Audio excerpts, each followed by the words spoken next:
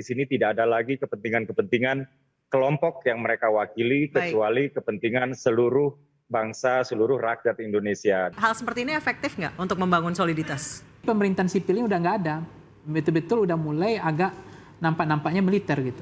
Memastikan arah pembangunan Indonesia ke depan dalam hal yang strategis, salah dan keliru kalau pendidikan di akademi militer. Harusnya? Di Lemhamnas. Bahwa saya akan setia kepada Undang-Undang Dasar Negara Republik Indonesia. Undang-Undang Dasar Negara Republik Indonesia. Akan ada kegiatan di Magelang untuk menggembleng para menteri, tapi beliau bilang tidak usah takut, ini bukan ospek atau militerisme. Kalau bagi saya ini nostalgia karena dulu saya juga ditempa di sana dan saya rasa akan sangat menyenangkan bersama dengan seluruh jajaran kabinet Merah Putih. Pak Prabowo selalu menekankan membangun teamwork, super team bukan superman. Ciptakan kekompakan, kesatuan, ya, agar bekerja dengan visi Pak Prabowo dan Mas Gibran menolakkan kemiskinan, meredam kemiskinan, ya. Kabinet Merah Putih untuk menjadi suatu simbol persatuan, simbol kebersamaan, simbol kebangsaan.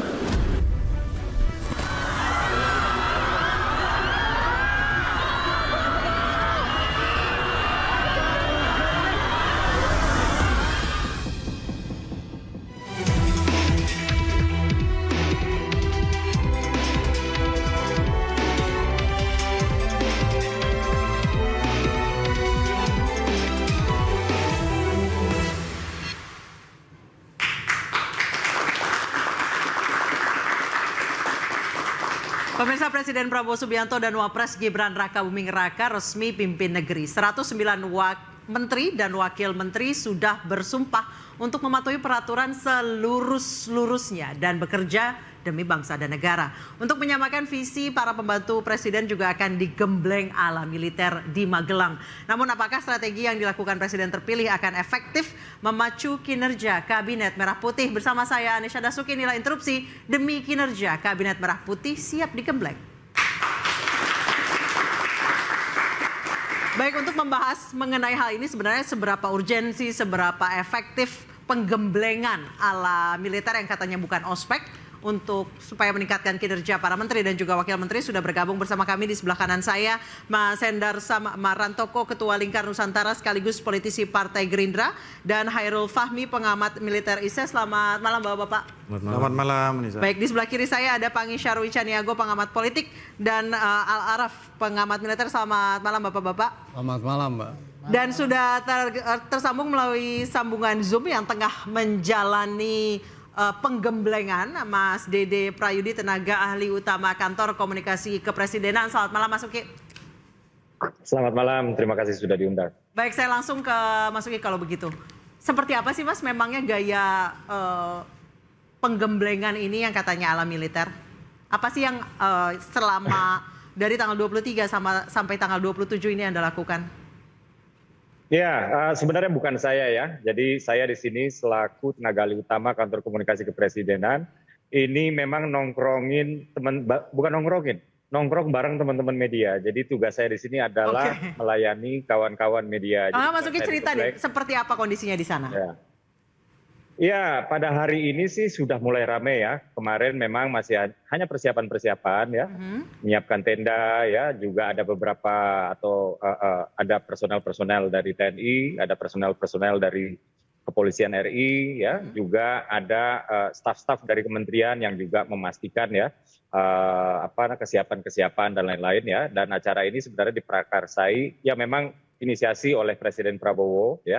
Akan tetapi memang yang menjadi panitia quote-unquote itu adalah Kemensetnek bersama dengan kementerian lain dan juga terutama di sini TNI juga Polri ya. Dan suasananya kalau per hari ini sudah ramai ya, karena memang di sini sudah functioning ya. Artinya tadi awal mulanya para menteri, wakil menteri, kepala lembaga, wakil kepala lembaga dan lain-lain ya, atau anggota Kabinet Merah Putih sudah datang terlebih dahulu. Baik. Kemudian nggak lama kemudian Wakil Presiden Mas Gibran Rakabuming Raka juga kemudian datang.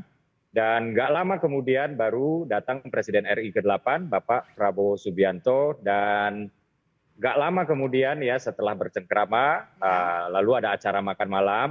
Dan setelah makan malam sebenarnya pada hari ini sudah tidak ada apa-apa lagi praktis. Karena jadi acara yang dalam tanda kutip serius-seriusnya itu bukan hari ini, tapi sudah dimulai. Nah, acara serius-seriusnya itu rangkaiannya seperti apa? Apakah mereka akan menjalani pelatihan fisik, kemudian mungkin ada jurit malam, seperti apa sebenarnya? Oh enggak, nggak ada latihan fisik di sini ya. Bahkan ketika mereka bangun pagi ya jam-jam sholat subuh lah ya, itu memang di luar konteks sholat subuh itu stretching ya, olahraga dan lain-lain gitu. Nah, di sini nggak ada pelatihan fisik. Memang di sini ada latihan kedisiplinan, tapi fisik seperti ala militeristik itu memang itu nggak ada. Itu latihan kedisiplinannya seperti apa, Mas Uki? Contohnya baris berbaris? Ya mungkin ada ya pagi-pagi ya, ada juga bangun paginya juga memang harus serentak dan lain-lain. Tapi kedisiplinan di sini adalah satu hal ya. Tujuan dari diadakannya acara ini ya selain memang kedisiplinan, tapi ada satu payung tujuan yang lebih diutamakan, yaitu team building ya, membangun soliditas ya, membangun kekompakan, mengikis sekat-sekat psikologis di antara para anggota kabinet yang mungkin sebelumnya masih ada ya, terutama kan kita baru saja kontestasi politik. Nah ini kan kita harapkan ya para anggota kabinet ini dapat melepaskan atribusinya ya, atribusi berupa misalnya ada yang di sini politisi, ada yang di sini profesional non politisi, ada yang aktivis, ada yang akademisi dan lain-lain. Nah, atribusi kalangan mana? Nah, ini dilepas ya. Ada atau juga atribusi-atribusi. Baik, berarti ini biar ego sektoralnya terhapuskan ya, kemudian bisa bekerja sama ya. Betul. Jadi yang diharapkan di sini para anggota kabinet ya, ketika selesai dari acara ini itu betul-betul dapat meresapi ya bahwa di sini tidak ada lagi kepentingan-kepentingan kelompok yang mereka wakili, kecuali kepentingan seluruh bangsa, seluruh rakyat Indonesia. Dan mereka juga di sini hadir sebagai Kabinet Merah Putih di bawah pimpinan seorang Presiden Prabowo Subianto. Demikian. Baik, saya ke Mas Pangi. Hal seperti ini efektif nggak untuk membangun soliditas? Ya tentu begini, kalau kita kan sebenarnya kan hari ini mana yang beradaptasi dulu, pemerintahan sipil beradaptasi ke militer atau militer beradaptasi ke sipil.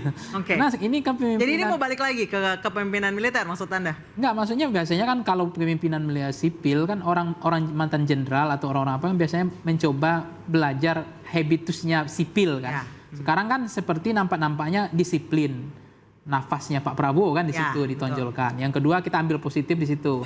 Atau biar acara kementerian nggak ngaret terus gitu ya mungkin ya? Iya, salah satu kan yang terkesan begini juga persepsi publik ya. Ini seperti garis komando, gitu. Jadi tidak ada garis putus-putus lagi. Jadi pemerintahan sipil ini udah nggak ada, betul-betul udah mulai agak nampak-nampaknya militer gitu. Jadi ini udah untuk ya kalau militer orang paham ya disiplin, nafasnya yang kemudian mereka itu terukur ya tentu yang saya lihat itu permintaan sipil kan garis hitam, putus-putus. Yes. Kalau ini karena masing-masing pasti punya ego kan, ada partai politik, ada. Nah itu yang mau disatukan kata Pak Prabowo kan sinergisitasnya di situ dimulai, kekompakan ya. Kan mazhabnya Pak Prabowo ada dua kan, mazhabnya itu mazhab kemajuan, persatuan, ya mau akomodir semua perbedaan kan, menarik semua kepentingan berbeda untuk menjadi satu, near oposisi kan itu mazhabnya Pak Prabowo. Nah ini nampaknya mau diwujudkan DNA-nya ke sini bahwa ini harus satu napas dulu, satu pikiran. Saya nggak mengatakan cuci otak ya, tapi mungkin memang bagaimana Pak Prabowo ingin menonjolkan bahwa ini garis komando, bukan lagi garis putus-putus. Baik, saya ke Mas Hendar, benar seperti itu Mas. Memang di setiap rezim pemerintahan yang baru tentunya mempunyai style yang berbeda-beda. Dua periode sebelumnya Pak SBY mempunyai style yang berbeda, Pak Jokowi juga berbeda, dan Pak Prabowo kita melihat juga berbeda seperti itu ya. Jadi memang merupakan sesuatu hal yang baru bagi masyarakat mungkin, tapi tidak bagi saya terutama ya, itu merupakan hal yang biasa karena kita juga sudah mengalami hal tersebut. Kalau dibilang ini militeristik, tidak juga sebenarnya ya. Tapi pakai baju loreng loh. Iya, kenapa juga nggak ada masalah pakai baju loreng? Karena gini-gini, maksud saya contohnya begini ya, semangat patriotisme itu kan bisa dibangun berbagai macam ya. Dari atribusi, ya, dari atribut yang dipakai itu bisa menunjukkan bahwa kadang-kadang kan setiap menteri dan calon menteri yang ikut pada hari ini belum tentu juga itu beririsan langsung atau mempunyai latar belakang yang patriotik dalam tanda kutip ya, seperti itu. Nah, jadi ketika mereka masuk ke dalam retreat seperti ini dan menggunakan seragam itu, tentunya semangat patriotik itu mungkin akan timbul. Baik, saya ke Mas Alfaraf. Efektif 4 hari membangun semangat patriotik, menghilangkan tukang ngaret dan lain sebagainya, menghilangkan ego sektoral. Waduh, akademi militer itu tahunan. TNI AD aja harus 3 tahun tuh untuk membangun itu ya. Membangun rasa aspek kognitif. Apalagi ini secara usia pasti sudah terbentuk. Iya, aspek kognitif dalam cinta tanah air itu nggak bisa instan 2, 3, 4 hari. Jadi satu proses yang panjang dalam proses pendidikan. Kalau memang tujuannya adalah membangun patriotisme, cinta tanah air dan lain sebagainya. Nggak bisa membangun aspek kognitif itu dalam 3-4 hari, itu sesuatu yang nggak mungkin gitu. Bahkan akademi militer sendiri aja, perwira TNI AD itu harus mengalami proses pelatihan 3 tahun itu, baru mematangkan dirinya. Artinya pertanyaannya kemudian apa tujuan dari agenda ini gitu. Kalau tujuannya untuk membangun itu, saya rasa mereka sudah mengalami proses pelatihan yang panjang. Kita harus mengembalikan bahwa mereka ini para menteri.